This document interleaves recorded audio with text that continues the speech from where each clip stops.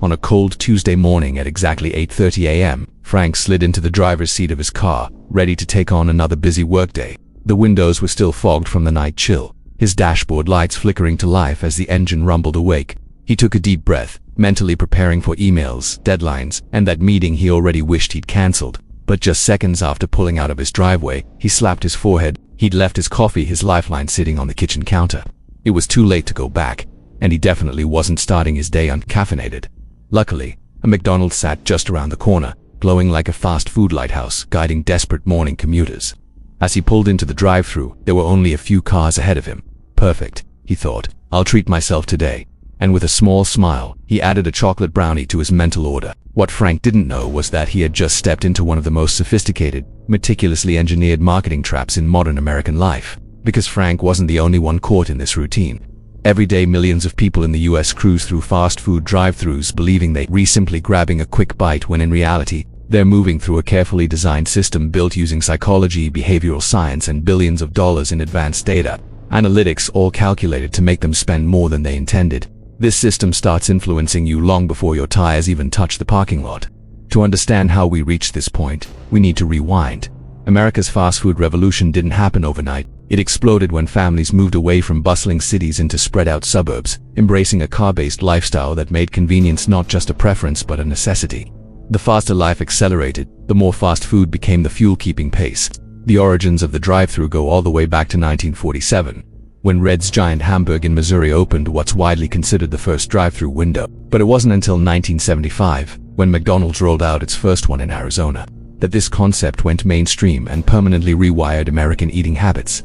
Back then, eating in your car wasn't just about speed. It was a scene straight out of an old movie: waitresses on roller skates weaving through parked rows of cars, families laughing under neon lights, teenagers sitting on hoods sharing milkshakes. It was social, fun, almost romantic. But the drive-thru window changed everything. Suddenly, people weren't stopping, they were flowing through. No parking, no mingling, no waiting around. Just order, pay, grab, and go. It was the perfect model for a country falling headfirst into a faster, more efficiency-obsessed culture. Today, drive-thrus are so essential that nearly half of Americans say they wouldn't even visit a fast food restaurant without one. And McDonald's reports that over 70% of its US revenue comes from this single channel alone. But the success of the drive-thru isn't just because people want quick food. It's because fast food companies have spent decades perfecting the science of capturing your attention and nudging your decisions. Everything, the signs, the architecture, the timing, exists for a reason. The moment you turn into the parking lot, you enter what experts call a low-friction environment. The clearly marked arrows, the bright signage, the welcoming color patterns, they're all designed to remove hesitation. In behavioral science, hesitation kills sales. Eliminate friction, and people glide effortlessly into buying. A McDonald's design philosophy is simple. Don't give you time to think, make the decision for you. As Frank approached the pre-ordering zone, he entered one of the most deceptively brilliant parts of the system, the two-lane drive-thru. These parallel lanes serve a psychological purpose more than a practical one. Sure, they help move cars forward, but more importantly, they make the line look shorter. Even though a single employee often manages both lanes at the same time, your brain perceives two lines as twice the efficiency.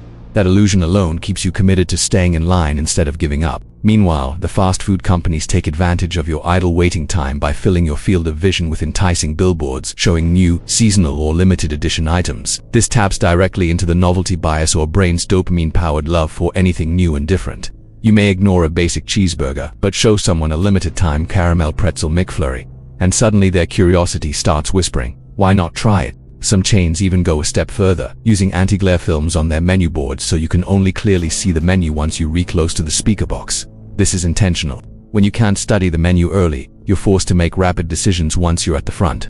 And when humans feel rushed, they switch from rational, deliberate system to thinking too fast, instinctive system one thinking. That quick shift increases the odds of adding extra items, fries, dessert, a bigger drink before you even realize it. But the real game changer came when digital menu boards arrived. Before digital screens, menus could only do so much. They were static, predictable, and easy to ignore. Then in 2019, McDonald's dropped a staggering $6 billion to redesign its stores with digital signage, and it changed everything. Suddenly, menus could subtly rearrange items to highlight the most profitable ones right at eye level. Images could shift, animations could grab attention, and hunger triggers could be activated with ultra-high-definition pictures that made the food look almost unreal. McDonald's made back that investment quickly, reporting a 5% revenue increase in the first year alone. And that was just the beginning. Because around the same time, McDonald's made an even bigger move, spending $300 million to acquire a tech company specializing in AI-driven suggestive selling. These AI systems now analyze factors like time of day, weather, traffic, location, and even local buying trends to decide which items to push on the digital menu in real time. Rainy day. Expect a surge in warm, comforting menu items. Hot afternoon. The ice cream section might glow a little brighter. And while experts joke about future menus scanning your face, recognizing your license plate, and suggesting your usual order, the truth is, we're not as far from that future as we think. So the next time you drive past a fast food restaurant, take a moment to really look. Notice the signs guiding you like a runway. Notice how the lines seem shorter than they are. Notice the brand new limited time item perfectly placed in front of your eyes.